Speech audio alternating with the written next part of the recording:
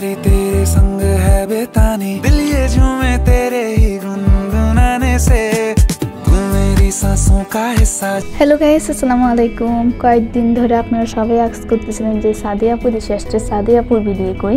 আসলে না, এগুলো সাদিয়া আপু দেশে আসার আগের ভিডিও, বাট এগুলো আমি আপলোড করিনি, তো একটা সিরিয়াল বাই আপলোড করছি।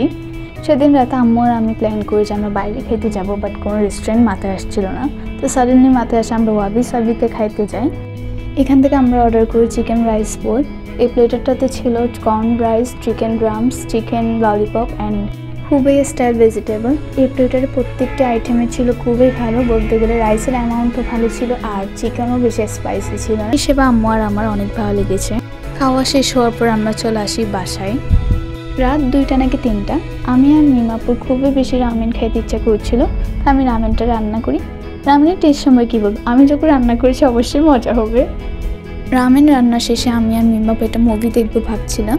তো আমাদের মাথায় আসে আমরা প্রিয় মুভিটা দেখি। এর লাস্ট পার্টটা আমাদের খুবই বেশি ভালো লেগেছে, আর অ্যাক্টিং ভালো লেগেছে কারিনা কাপুর অ্যান্ড কীর্তি সাননের। সেদিন রাতে আমরা একটা আইসক্রিম ট্রাই করি, টুইঙ্গল ব্লুবেরি আইসক্রিম।